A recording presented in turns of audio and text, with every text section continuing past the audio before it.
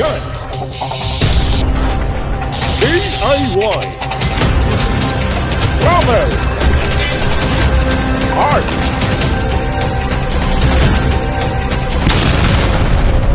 ROC Out of the Box. Kumusta mga idol? Nandito naman tayo sa panibagong episode ng ROC Out of the Box. At sa episode po natin ngayon, tayo naman ay mag-unboxing po ng drone. So yan po mga idol, bumili nga po ako ng mini drone. Ito yung drone na pinakamura. Ayan mga idol, na-unboxing po ito mga idol. At ngayon lang po ako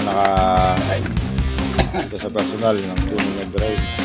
Kaya hindi ko pa po masyadong kabisado kung paano i-operate ito. So mga idol, pinagkala natin ang cover. Kaya mahulog hanggang si malaga kong si Ubed, si Dali. Kaya mga idol, pinagpag natin ang drone at isipin natin kung paano i-operate ito. So yan yung bracket. Ayan natin yung bracket. Battery ang kailangan. At may tatlong battery ng AAA. So yan po mga idol, yun po yung battery ng drone. Yan yung rechargeable.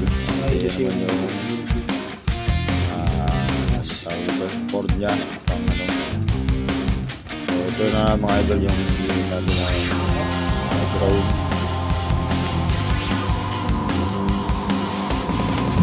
Ayan mga idol, pinahanap po natin ang Ito yung battery. Ito. saan ilalim yung battery. Battery.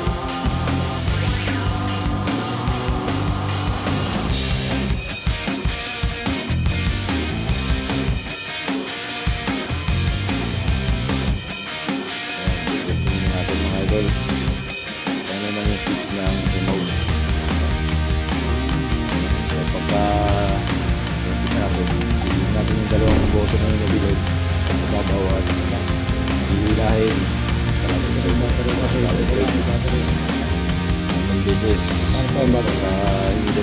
ilaw sa drone. Ito naman yung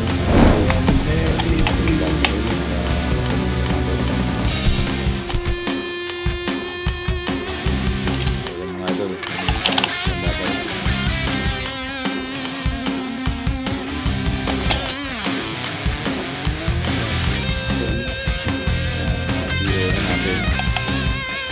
Mga idol yung mabutin niya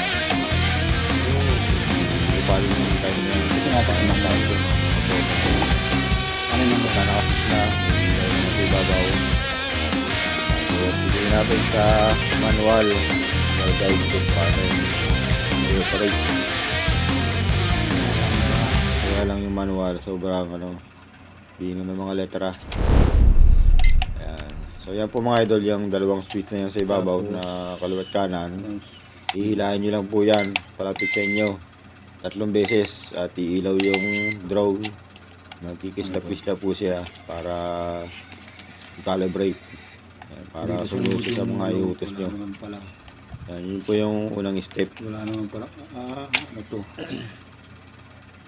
So kasunod naman yan, Sambay. ilalagay na natin yung yan yung bracket dun sa yan yung bracket na paglalagyan ng cellphone para habang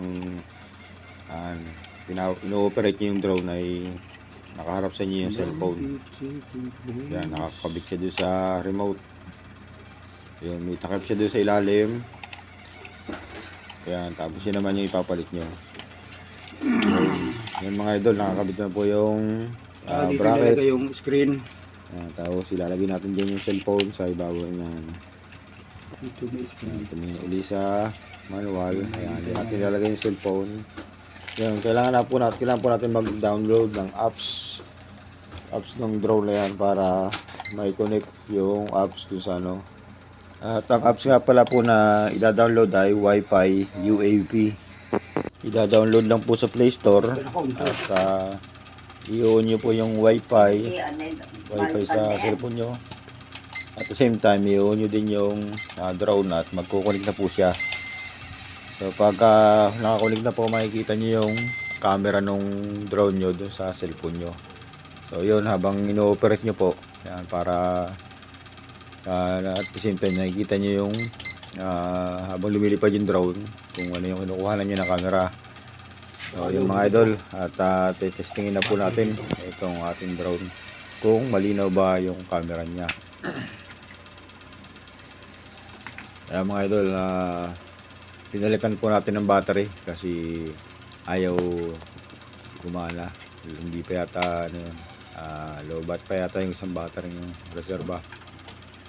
Ayan mga idol. So bali, wala pa po tayo dyang apps mga idol. I-testing lang po kung paano operate yung mga button sa remote.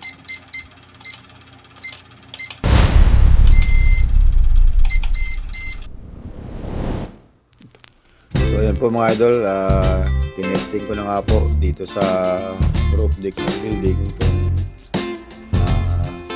maganda ba yung quality ng camera.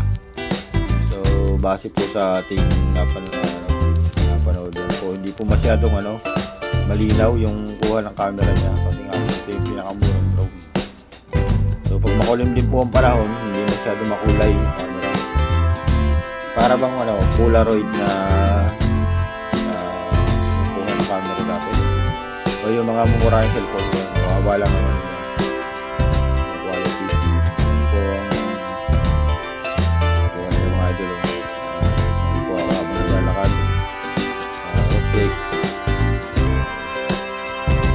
labo lang po yung parang yung mumurahing camera ng mumurahing cellphone. Yung araw,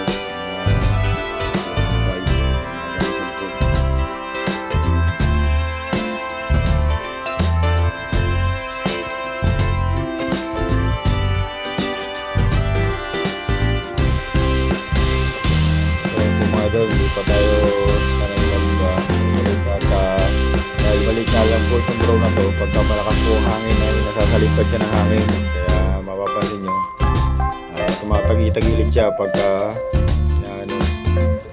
minamaneuver, pagka yung papalikoy natin baka kanan, tatagilid siya bago pupunta rin sa kanan. At yung up and down naman po ng camera, hindi po ganun ka smooth. Bali pa bigla-bigla po siya pag pinataas mo, hindi natataas. So yan mga idol, hanggang dito na lamang po ang vlog natin sa araw na to. At maraming salamat sa mga tiyagang panood.